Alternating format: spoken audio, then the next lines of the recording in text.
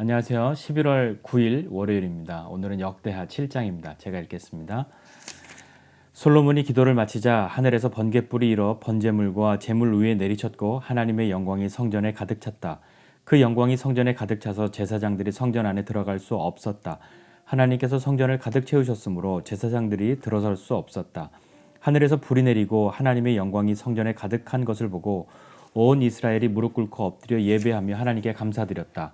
하나님은 선하시다. 그분의 사랑은 끝이 없으시다. 그 후에 왕과 온 이스라엘이 하나님께 제사를 드리며 예배했다. 솔로몬 왕은 성전 봉헌식에서 소 2만 2천 마리, 양 12만 마리를 제물로 바쳤다. 제사장들은 맡은 일을 따라 모두 제자리에 섰고 다윗이 하나님을 높이는 사랑의 찬송을 노래하고 연주하도록 준비한 레위인 찬양대와 악기 연주자들도 모두 함께 있었다. 맞은편 뜰에서는 제사장들이 나팔을 불었다. 이스라엘 백성은 모두 서 있었다. 솔로몬은 하나님의 성전 앞뜰 한가운데를 거룩한 장소로 구별하고 거기서 번제물과 곡식제물, 화목제물의 지방을 바쳤다. 청동제단은 너무 작아서 이 모든 제물을 다 바칠 수 없었기 때문이다. 이렇게 솔로몬은 큰 가을 절기인 초막절을 지켰다. 북동쪽 끝 하맛 입구에서부터 남서쪽 끝 이집트 시내에 이르는 지역에 사는 백성이 7일 동안 모여 큰 회중을 이루었다. 그들은 7일을 계획하여 축제를 시작했다가 7일을 더 늘렸는데 한 주는 제단 봉헌을 위해 다음 한 주는 절기를 지키기 위해서였다. 축제는 꼬박 2주 동안 계속되었다. 일곱째 달 23일에 솔로몬은 회중을 돌려보냈다. 그들은 하나님께서 다윗과 솔로몬과 그분의 백성 이스라엘에게 베푸신 모든 선한 일을 기뻐하며 돌아갔다. 솔로몬은 하나님의 성전과 왕궁을 건축하는 일, 곧 그가 마음먹었던 모든 일을 마쳤다. 모든 것이 성공적으로 끝났고 만족스러웠다. 밤에 하나님께서 솔로몬에게 나타나 말씀하셨다. 내가 내 기도를 듣고 이곳을 제사드리는 성전이요 예배하는 집으로 택했다. 내가 하늘에서 비를 내리지 않거나 메뚜기 떼를 동원해 작물을 먹어 치우게 하거나 전염병을 보낼 때에 하나님의 백성이라 불리는 내 백성이 스스로 낮추고 기도하여 내 임재를 구하고 악한 삶을 버리면 내가 항상 너희 곁에 있을 것이다. 내가 하늘에서 듣고 그들의 죄를 용서하며 그들의 땅을 회복시켜 줄 것이다. 이제부터 나는 이곳에서 드리는 기도에 밤낮 귀를 기울일 것이다. 나는 내가 지은 이 성전을 택하여 거룩하게 했다. 이제 내 이름이 그 위에 영원히 새겨졌으니 내 눈이 그 위에 내 마음이 그 안에 언제나 머물 것이다. 내가 내 아버지 다윗처럼 순전한 마음으로 내 앞에서 행하고 내가 정해준 삶을 따라 살며 내 가르침과 판단에 주의하여 순종하면 이스라엘을 다스리는 너의 왕권이 든든한 기초 위에 서게 될 것이다. 내 아버지 다윗에게 언약으로 보증했던 것처럼 내게도 이것을 보증하겠다. 이스라엘의 왕 위에서 내 자손이 항상 끊이지 않을 것이다. 그러나 너와 내 자손이 내게 반역하고 내 가르침과 판단을 무시하며 이방 신들과 어울리면서 그것들을 섬기고 예배하면 그때에는 이 보증이 무효가 될 것이다. 나는 이스라엘을 멸하고 내 이름을 높이도록 거룩하게 구별한 이 성전에서 등을 돌릴 것이다. 그러면 이스라엘은 세상 민족들 사이에서 흉한 농담거리가 되고 말 것이다. 지금은 이렇게 훌륭한 이 성전도 비웃음거리가 되고 말 것이다. 지나가는 사람들이 고개를 저으며 이게 어찌된 일인가? 어쩌다가 이렇게 망해버렸는가? 하고 물을 것이다. 그러면 그들은 이런 답을 듣게 될 것이다. 한때 여기 살던 민족은 그들의 하나님, 곧 그들 조상을 이집트에서 구해낸 하나님께 반역했다. 그들은 이방 신들과 어울리며 그것들을 예배하고 섬겼다. 그래서 하나님께서 이렇게 폐허로 만들어 버리신 것이다. 아멘. 네, 역대하 7장입니다. 역대하 7장의 내용은 성전을 다 완공하고 낙성식을 하고 또 장막절, 초막절을 지키는 그런 이야기들과 밤에 하나님께서 솔로몬에게 임하셔서 말씀하시는 그런 부분들이 기록되어져 있습니다. 성전을 완공짓고 그것 완공된 그 성전에서 완성된 성전에서 하나님께 감사의 제사를 이렇게 드리는데 여기 보면 하늘에서부터 불이 내려와서 제물들을 사르고 하나님의 영광이 하나님의 전에 가득해서 제사장들도 감히 들어갈 수 없을 만큼 그런 영광이 가득한 하나님의 살아계심과 영광이 가득한 것을 본 이 사람들은 어떤 마음을 갖겠습니까?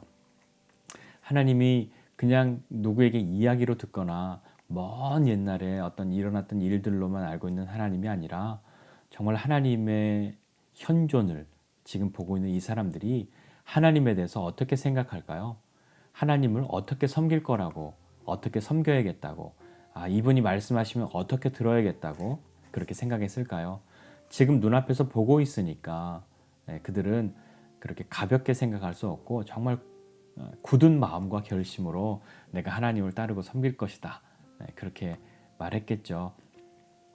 그런데 이렇게 하나님을 따라서 하나님을 그렇게 섬기면 하나님이 약속해 주신 것이 있습니다. 아브라함에게 약속해 주신 것이 있어요. 또 그 자자손손 하나님께서 이 백성을 택하셔서 약속하신 것이 있는데 하나님의 그 언약이 이루어지는 것, 그것에 조건이 있습니다. 조건이 뭐냐면 하나님의 백성들의 순종입니다. 순종하지 않으면 하나님께서 이 언약을 무효화하실 것이라고, 보증하지 않을 것이라고 그렇게 말씀하시죠. 그게 무슨 이야기일까요? 하나님은 약속을 지키십니다.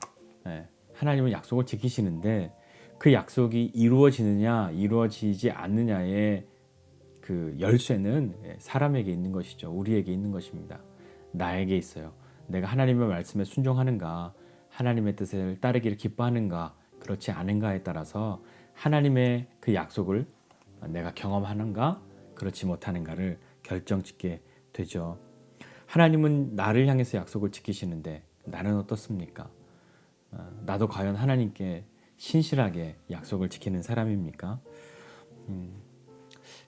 근데 마음과 다르게 우리가 그렇게 신실하게 약속을 지키지는 못하죠. 잘 지켰다가 멈칫했다가 또 등을 돌렸다가 그렇게 반복하기도 합니다.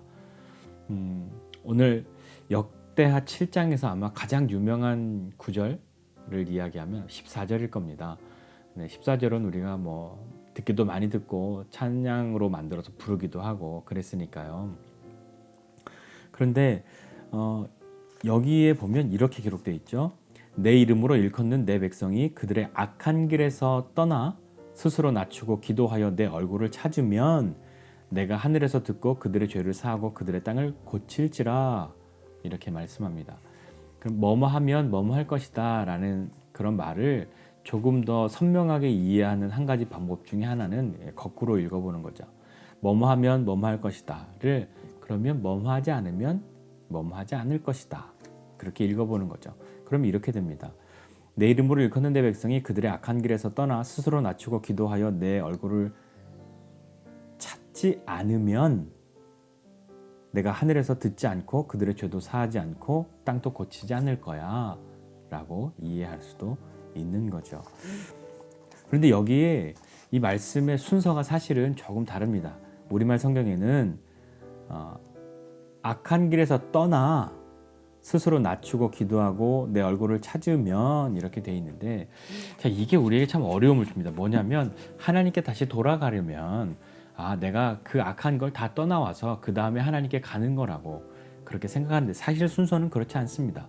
순서는 뭐냐면 원래 이 말의 순서는 이렇게 돼 있죠. 스스로 겸비하고, 그러니까 낮추고 기도하고 내 얼굴을 찾고 그리고 악한 길에서 떠나면, 이 맞습니다. 그 순서인 거죠. 우리는 하나님을 따르지 않는 길에서부터 하나님을 따르는 길로 돌아오고 난 다음에 다시 뭔가를 회복할 것이라고 생각하는데 사실은 그런 것이 아니라 스스로 겸비하고 회개하고 기도하고 하나님의 얼굴을 구하는 것을 통해서 악한 길을 떠나는 것이 되는 거죠. 악한 길을 떠나고 난 다음에 그것을 하는 것이 아닙니다.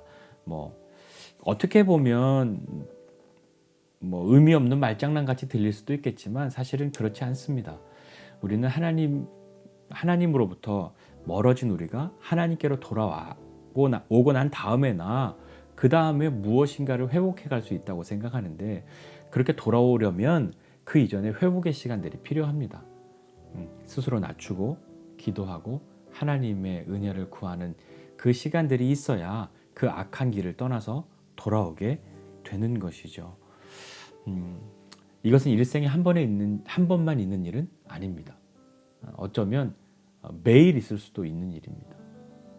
우리의 마음이 하나님으로부터 멀어졌다는 것을 안다면 그리고 내가 이렇게 사는 것이 아닌데 라고 생각한다면 이제 툭 털어버리고 이제 하나님의 길로 다시 들어서야지 하고 점프해서 갈 수 있는, 그러면 얼마나 좋겠습니까?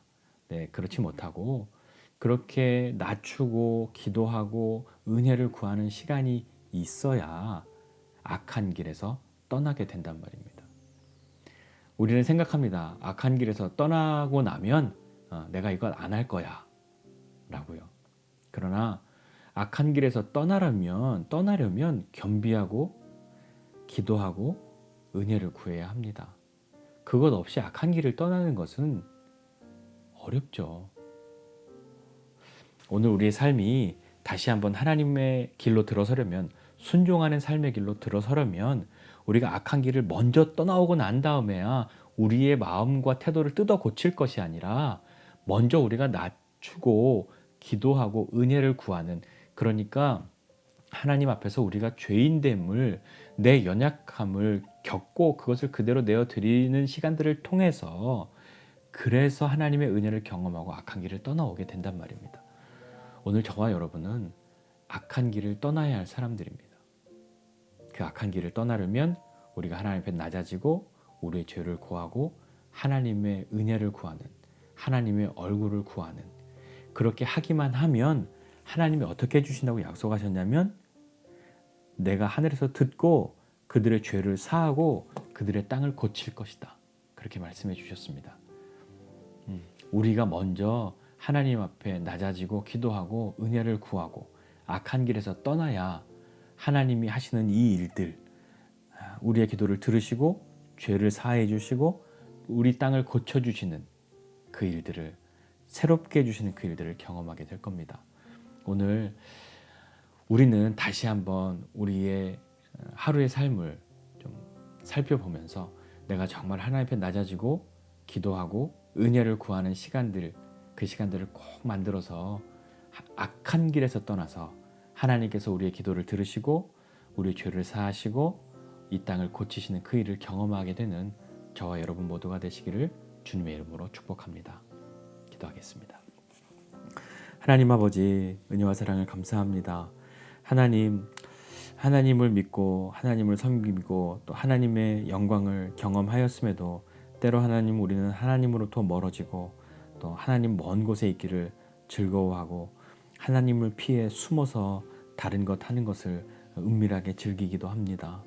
하나님, 이런 우리 다시 한번 주님 앞에 돌아서고자 하나, 나는 너무 악한 길로 멀리 왔기 때문에 이 길을 떠날 수 없어서 주님께로 갈 수 없구나 라고 할 것이 아니라, 이 악한 길을 먼저 떠나기는 너무 어려우나 이 악한 길을 떠나려면 우리가 하나님 앞에 우리의 낮아짐을 발견하고 우리의 죄를 고하고 하나님의 은혜를 구하는 시간들을 갖고서야, 그 시간들을 경험해야만 우리가 이 악한 길에서 떠날 수 있는 사람들인 것을 고백하고 주님의 은혜를 구하오니, 하나님 오늘 하루도 우리가 주님 안에서, 주님 앞에서 낮아지고 기도하고 은혜를 구하는 삶을 사는 믿음의 사람들 다 되어서 하나님께서 약속하신 그 일들을 경험하는, 하나님이 우리의 기도를 들어주시는, 우리의 죄를 사하시는, 이 땅을 고쳐주시는 하나님이 함께 하시는 놀라운 은혜를 경험하는 삶이 될 수 있도록 은혜를 베풀어 주시옵소서.